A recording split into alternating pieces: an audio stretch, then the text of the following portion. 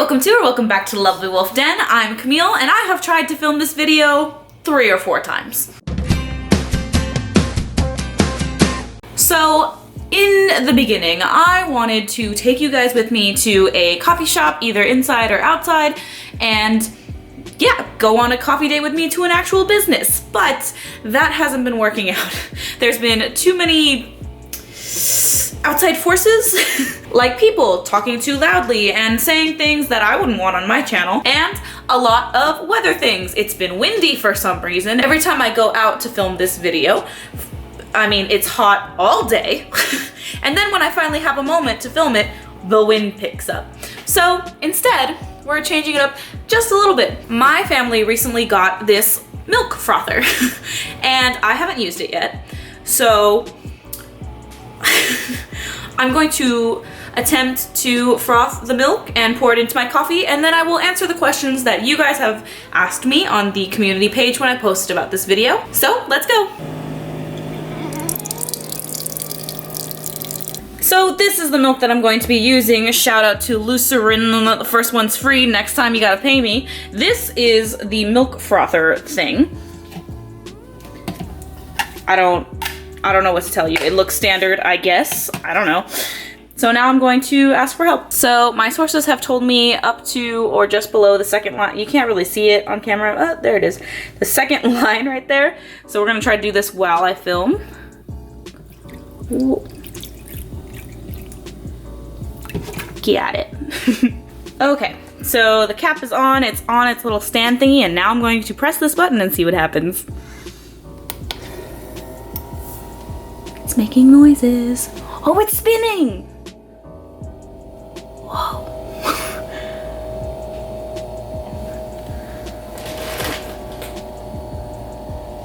It's so silent.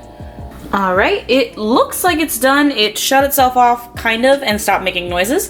My coffee is done, and it's in this little Clinique cup, which is a makeup brand, and I'm guessing my mother got it because she's been using them for years. Anyway, so we're gonna try this method that my outside sources have given me. It sounds a little difficult, so I'm a little nervous. We're just gonna pop this. Oh, this is already harder than I expected.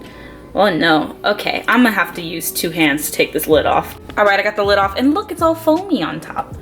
Okay, so we just gonna lift this. Whoa, backing up. And slowly pour it.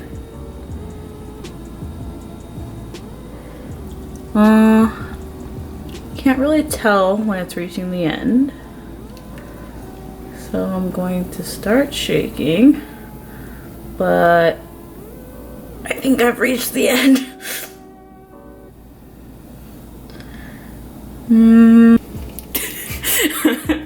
Okay, wait, I'm right-handed, so we're gonna switch this just a little. Oh, okay, I got it. I got the foam. I got it in a chunky sort of way. They look like mountains, but you know, let's not make mountains out of molehills. Foam is foam, and it was my first time, and this furthers my belief that I am not fit to be a barista. It will always be a phantom dream of mine, and I should probably stop doing that. Okay. I know there's a little bit left in there. It's okay. Okay. Sorry, the brand's not on the outside. So, I did it, I guess. I'm a little frazzled from the events that have happened. So anyway, if we were actually on a date, I wouldn't be late or frazzled because I have a big thing about being late to places. You know, my grandmother used to tell me 15 minutes early is already 5 minutes late, so I have that just like weirdly ingrained in my head. Anyway, I asked you guys on our community page what sort of questions you wanted me to answer during this, because my first thought was, you know, like first date questions, but why not have you guys involved in picking the questions? The questions that were submitted were all coffee related, which I thought was funny. Unnecessary, like they didn't have to be coffee. They didn't have to be coffee related, but it's okay that they were. Now, I don't remember them word for word, so that's why my phone is here. Okay, so the first question was, what 4 items are definitely essential for your coffee date experience? And I don't know if that pertains to what I need, like physically on me or at the location itself. So I will do both. On me, I would need a good story because usually when you're going on some sort of coffee date, it's to talk to a friend that you haven't talked to in a while, and you have to have some sort of conversation stuff lined up. Conversation stuff, a coffee location already in mind, my phone for Yelp in case that coffee place doesn't pan out, and a comfortable outfit. Because you don't know, it could be a like 20-minute coffee date or it could be like an hour coffee date. What if that place has food? So the place itself, it has to have a good latte, because typically when I go to a coffee place to talk to people or, you know, have a coffee date, I prefer to have lattes, something that you can sip easily and isn't going to just like rattle me out of my brain. The location itself, besides having good lattes, I would say comfortable seating, appropriate music, because sometimes that can really like overpower what's coming into your brain and make it harder to have conversations, especially if it's super loud. Oh, and lastly, easy parking. Next question. Name a coffee flavor that excites you just to hear the name of. Honestly, I like to try out their like, originally the first time I had this flavor, it was called a Spanish latte from a place called Drip. And I've gone to other places that have like Spanish lattes, or they have horchata lattes, or I've seen like Mexican or like Latin latte. Latin latte probably sounds the best. It basically just means it's going to be some sort of sugary cinnamon flavor, and I like it. And the last question you guys submitted was, who do you want to be with while having coffee and a chit chat? And in parentheses, family and friends excluded. So,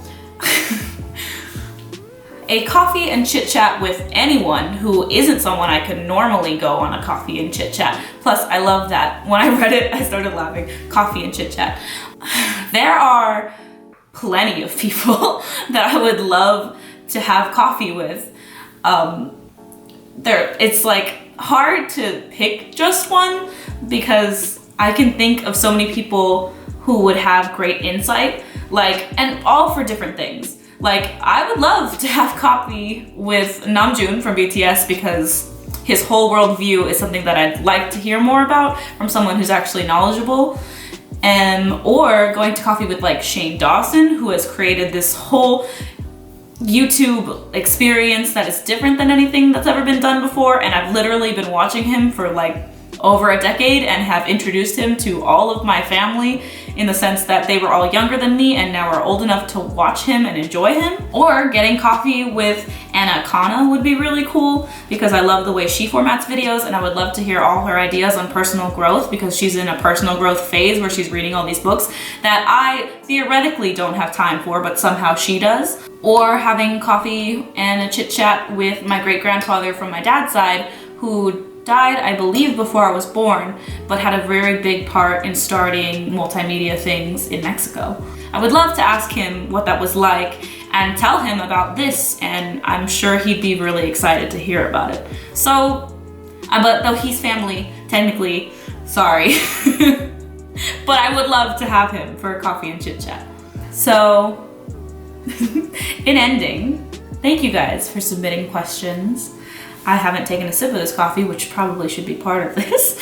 And I hope you're enjoying our summer spree and continue to enjoy it. We have lots of things planned. Came out all right.